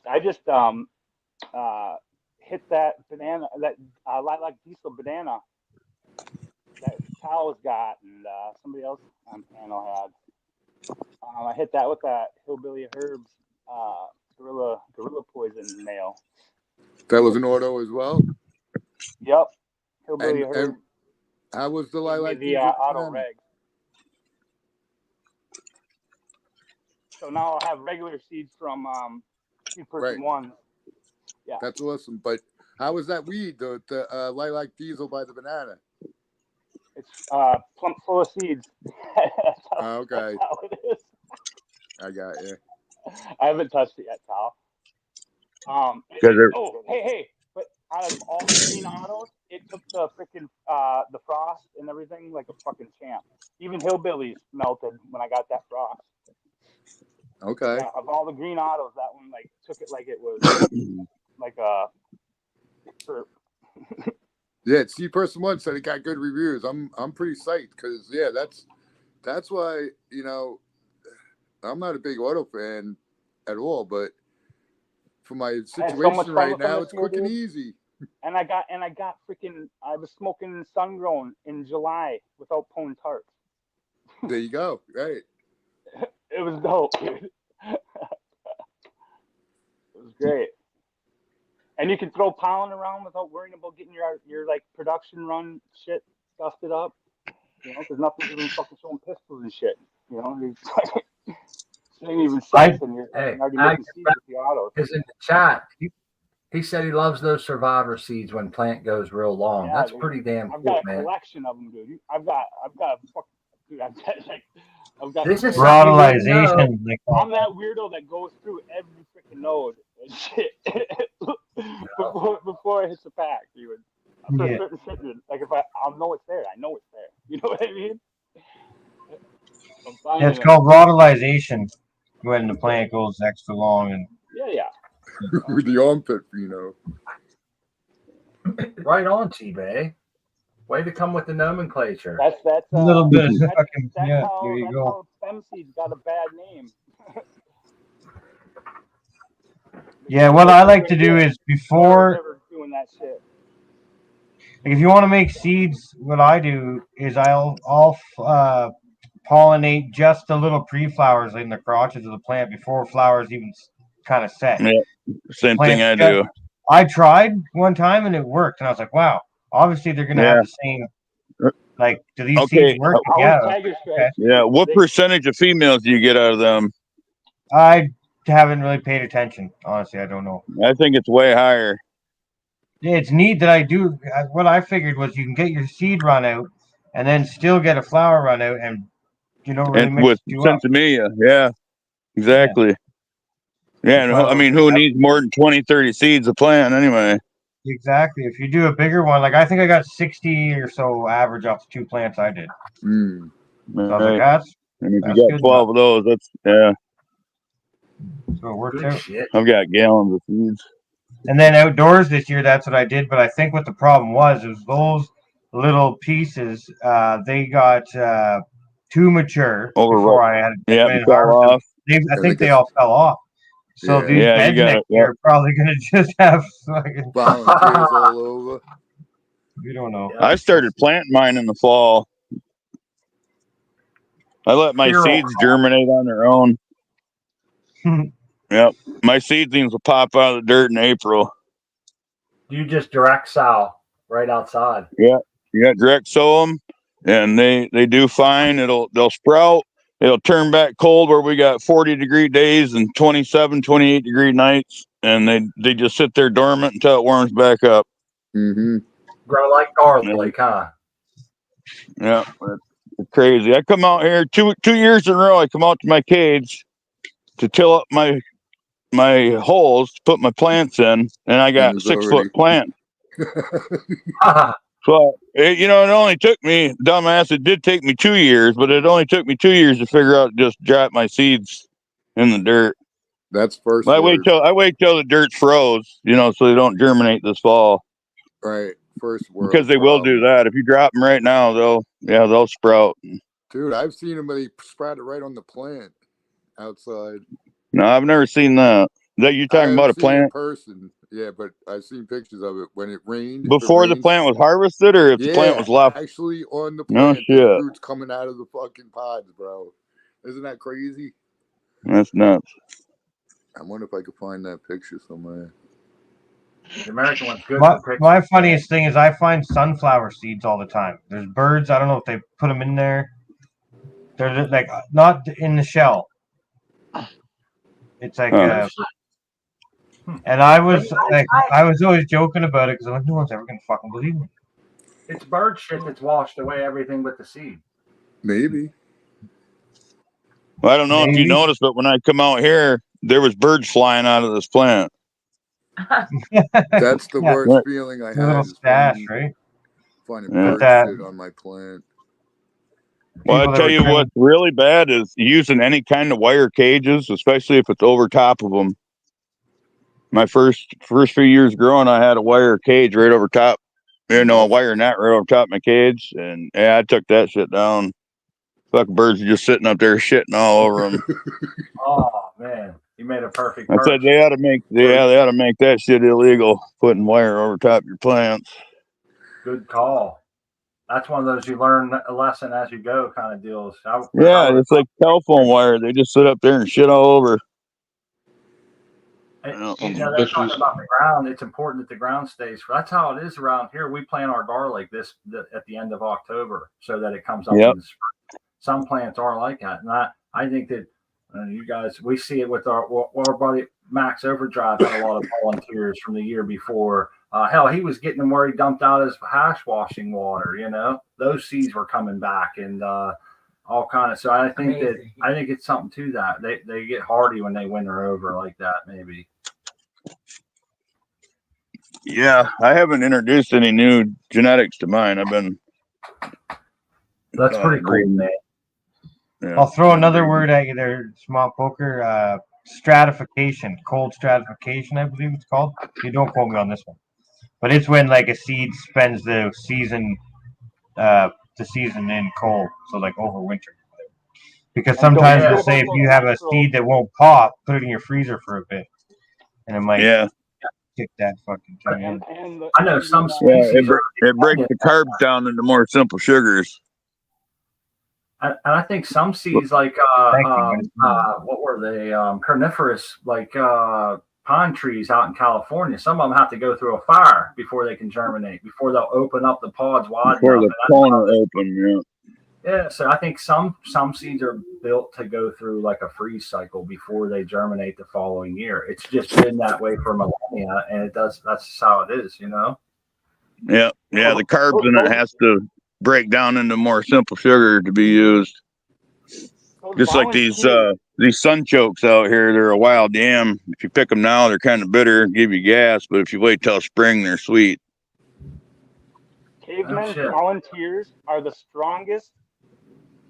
They're the best plants for that property. They were made under the sun, tapped into his soil. They went into his soil, overwintered, and were strong enough to break ground and root. Like they were like made for that place. Like, and so were their parents and their parents. Yeah. There's nothing better, dude.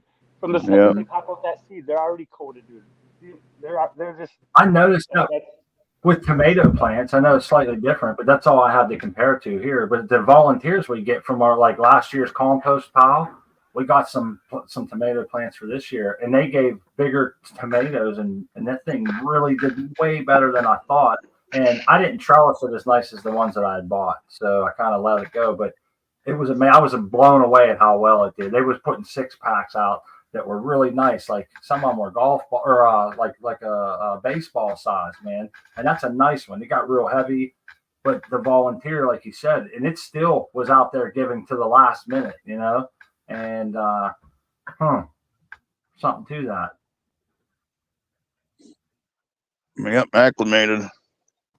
Yeah, we need to like study a plant at the level of having one that was a seed pop from overwintering that went through that process, and one that was, say, just created indoors and never been outside or something. You know what I mean? We need to see the test. All right. Yeah. I've Good seen topic, it. though. Yeah. I seen somebody saving their tomato seeds the other day, and it was a real easy way to do it. They just got all the seeds in the middle out of a couple different tomatoes. They put them in a cup, sat them on the windowsill, and let like a mold grow over top. Then they added water, kind of separated them pretty loosely, and then they strained them off, laid them out to dry, and they said that's all you got to do. I think the fermentation that happens over them couple of days helps break down that slimy coating on the outside. And they said you just want to spread them out thin so they dry easy, and there you go. You can have your tomatoes for seeds for the following year, or you can just chop and drop, and you'll be almost guaranteed to get. That's how it seems in our garden. Yeah, just make sure you're growing an heirloom. Yes, and not a hybrid. Yeah, those ones that are. Well, hybrid, you don't know. When you breed, those hybrids are an F1. When you breed those F1s and get F2s, you're going to get a recombination of every combination that's in the genetics of those parents. Yep. So you're going to get, one like this grandma and one like that grandpa and one like this grandma and one like that grandpa and one like a mix of these two and one like a mix of these two. And it's going to be all over the board. It's going to be a pheno hunt is what it is. You're not going to know what you're going to get for tomatoes. Polly. Yeah. Well, even with the F1, the F2s, that's the way they are. You're recombining the genes from the 3 generations behind both sets of parents.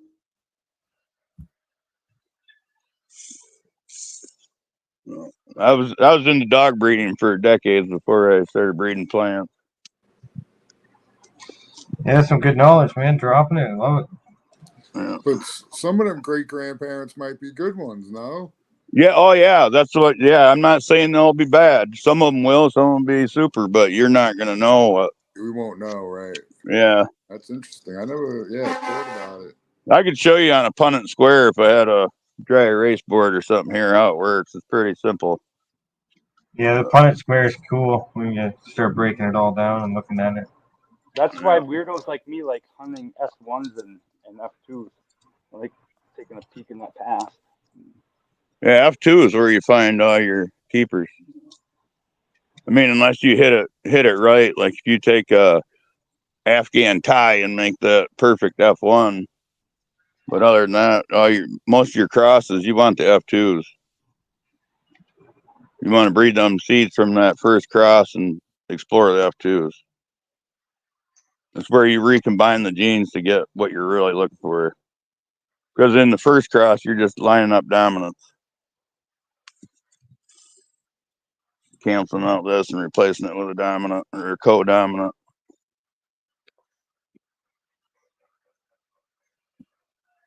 That's what G-Bait says. You look for heterozygosity and the alleles on the double end. I know people, we've had a lot of people come on and explain. I have a slight understanding of what it is, but it does get kind of interesting there. Like how you were saying the F2s are, you would think the F1s, I don't know, just from a front page view, you would think the F1s would be really good, but you're saying the F2s, you have to go through those again. And that's part of it that we really need to, there it is, the Punnett square and a plan. That's it. Yeah. Yeah, the F1 really only works when you have two totally separate, like they're totally unrelated, they're totally opposite. And when you mix them, you take the dominant from all of them, from both. Like the dominant from this one crosses up whatever the other trait of that one was, it gets canceled out by this dominant, and that happens all the way down. But when you breed those, when those genes split, those plants, even though they express the dominant, are still carrying the genes from the recessives and the other co-dominants or whatever. And that is going to split off by itself and can recombine with anything in that combination. You know what I mean? Of those four pieces. And all the kids have blue eyes, right? Then all your kids have blue eyes. None of mine do. but most of the cannabis strains we end up with aren't like true breeding plants. It's not like they're F1, right? So well, a lot of them now are, because all they are is OG herms that are OG herms of OG herms of OG herms. Crossed into each other. You're kind of right. Yeah. Yeah, but see, that's where I love each and every one of them. I can expose my saying I think there's a way to do this where you can. There's multiple ways it gets confusing, because I think you can two plants and get them very heterozygotic or whatever, then cross them back together like you're saying. You can collect female pollen and put it on a female plant. You can collect male pollen, put it on I mean, there's so many different paths to get the different things. I get confused real easy, man. You know what I mean? Yeah, well, with the selfing, you're getting there twice as fast because you're only involving one set of genes. Yeah, you're not introducing a new set of genes to eliminate. Yeah. And that's kind of how you do it, Caveman. You're not introducing nothing new, just kind of keeping your own shit. But you're growing males. Yeah. Man. Well, I do both, actually. I grow mine and I keep it pure, and then once in a while I'll bring in another female and use my male on it. Okay. This year I did something totally different. I grew here and I grew in Charlevoix. And I used my male in Charlevoix on a bunch of new stuff, and then I used a new male on my stuff and a bunch of new stuff here. So I actually didn't make any F-Gen seeds this year. Mostly all my breeding is open pollination, or whatever, male, female, select pollination. But I've only done fem breeding one time. Open pollination when the asshole neighbor grows males too long, huh?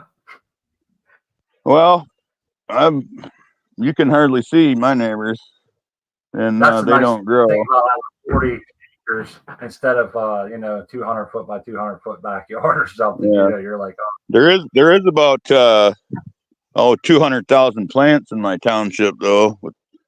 Probably more than that. No, yeah, there's half-mile from my house. There's 110 acres with 150,000 plants. For a wind-borne pollinator, that's pretty good odds in the favor of the males if they survive, and quite a few of them, Yeah. In Central Illinois, there's hemp everywhere. This is cannabis. This is drug. Oh, is it? Yeah. Yeah, and then there's 2 more 15,000 plant operations and a dispensary, and then another grow that's an indoor and outdoor. How many acres did you say that first one? 110? 110. You got 150,000 plants. Wow. Holy sh! Wow. Yeah, I wish I had a drone. I'd show you. It's pretty wicked. Yeah, yeah. I live in Wise Holy Township, Michigan. That's crazy, man. The That's smell of the breeze coming downwind from that, I bet it would be awesome. A warm fall day. Yeah, Oh, especially yesterday. They were grinding it up yesterday. Where's it all go, man? What are they going to do with it? It all goes to extract. Yeah, being a motorcycle rider in the fall, it's you're cruising the back roads and it just hits you right in the face. You're like, oh yeah, oh yeah, I know that smell. Yeah, we have 7 licensed facilities here in this little township. Shit. Population's like 400. Where are you located? I'm right in the center of Michigan, Wise Township, right by Clare. Sounds like your county's got it going on. We should. Yeah, Isabella County loves marijuana. Yeah, yeah. That's crazy. Yeah, we got cops growing. What's that? Is there any events out that way? No, I've been trying, but they're afraid if they have one, I might show up. Oh, the riffraff. Wow, they can't touch this. Oh, I see what you're saying. Yeah. They can't. The caveman cup. Show them what's up. Yeah, I tried. I even had an event organizer I was dating and was supposed to help me get something going, and it just never seems to happen. Takes money too, something I ain't got. I don't. I got in trouble years ago, so I don't make any money off this shit. I was a little gun shy. I've already had my run with the bayonet. So yeah, I sat back and let everybody else do that black market shit.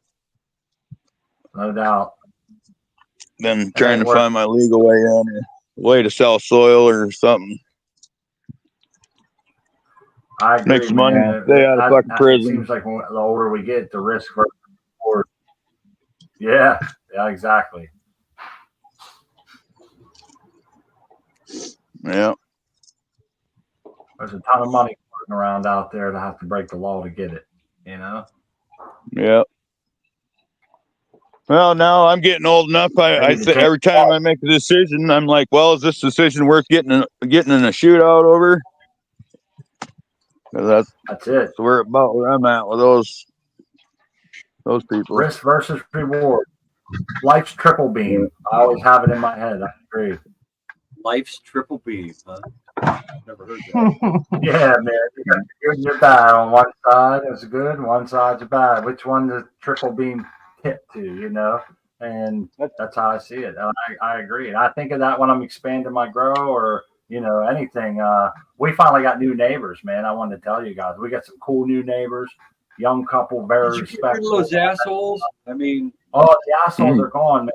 The assholes are gone. The people, they had 25 dogs and a duck farm, and they were very loud and just absolutely obnoxious. Driving through my yard, running over all kind of shit in my yard. Yeah, I'm not kidding you, man. It's bad. They were like, but anyhow, they're out. New people moved in. It's been very quiet.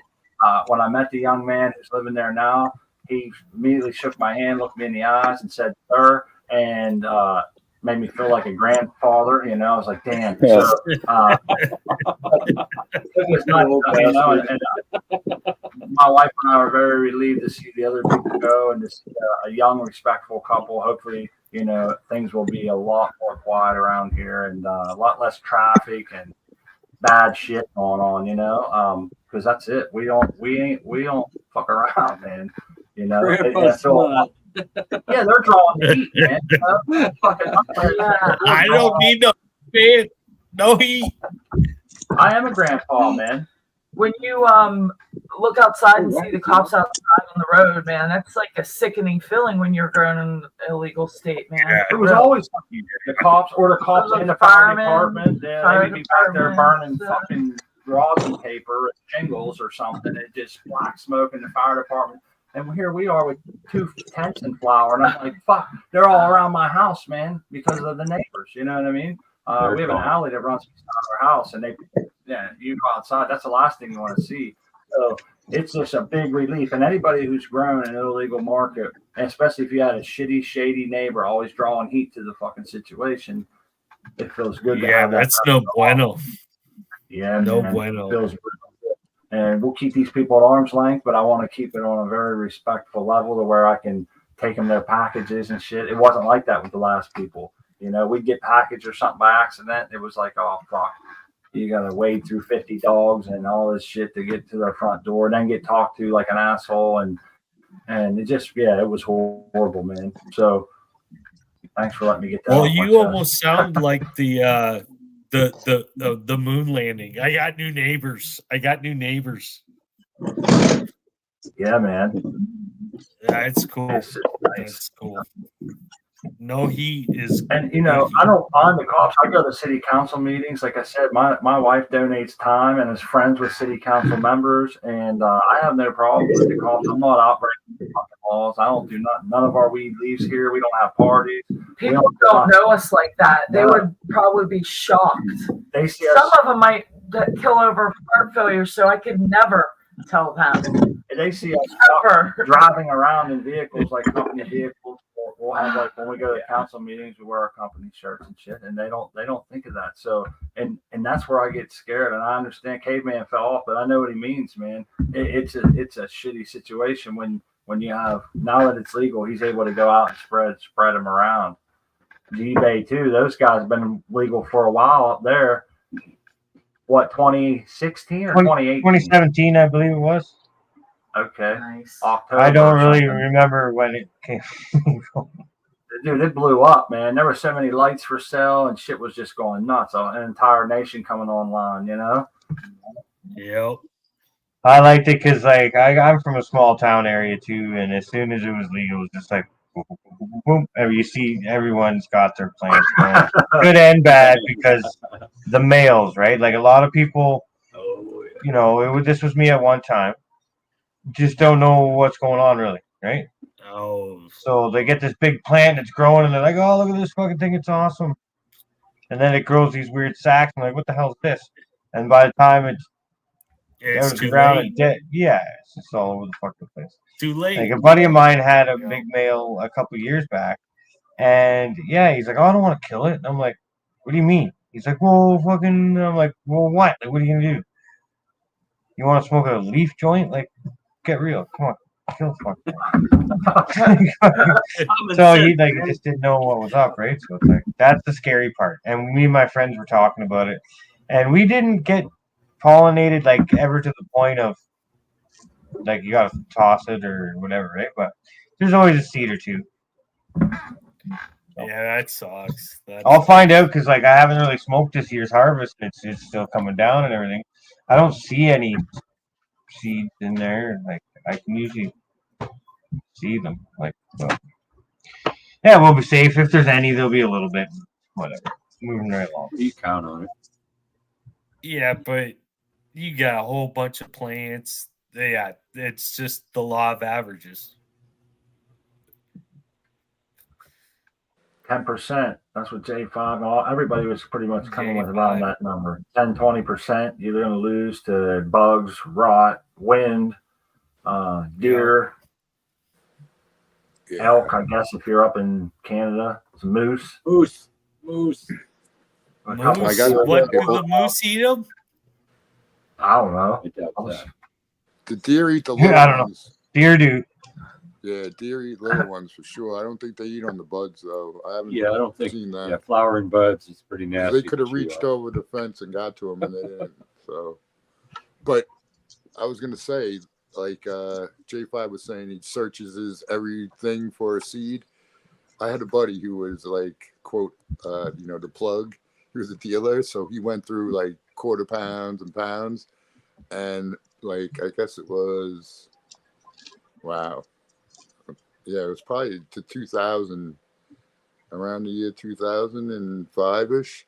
But anytime it was seedless weed, but he would, like you guys are saying, he would find 1 or 2 seeds all the time in a quarter pound or in a pound, and I would get all those, and I still have some of those in baggies and shit.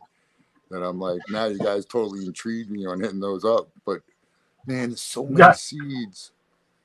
You gotta give them to Rocinante and have him. Yeah, those seeds are old.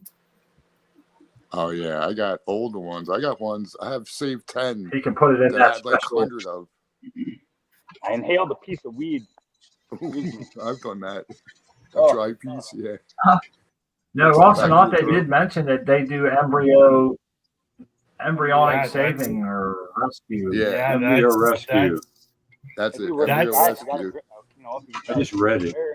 Yo, there's something I really use weird. that technology though. All of a sudden, Tao's got the skunk. What? Dude, there's certain seeds. I missed it. Yeah. He said all of a sudden Tao got that. What? Yeah. Your old seeds are now totally great. Well, Hey. yeah. So what I was going to say though, I had like 100 seeds of this one strain that I really wanted to pop, and I tried like 10. They didn't go. I tried like 10, they didn't go. So then I got all nervous. I started trying all weird shit. The gibberellic acid didn't go. I tried, like, I might have boiled water once and tried 10 of them, but I tried so many different ways and they didn't go. So I have 10 that I saved. But during my research for that embryonic rescue, there's certain seeds that they have to cut out of the shell and insert into another seed if for the plant to grow. Like there'd be no other way. Kind of like I guess when they do certain dog breeds, that would never happen. They have to like do stuff. But so yeah, there's the technology is there for sure to cut open. So it's like you have to piggyback it off another embryo. Yeah. Well, no, exactly. no. The whole thing is Rocinante's. What he's doing is you could theoretically take that little seed. If it has some viable cells, it should grow. Right, it should grow the way he does it with just the agar. The agar media. Right. You're 100% right. Yeah. And that's hey man, this is wonderful talking, but we do have a show coming up right after this. I don't want to step on anyone's toes. It looks like Green Boda is going to be on Spartan's channel and simulcast on Let's Be Buds. And we always want to give people a chance to get there.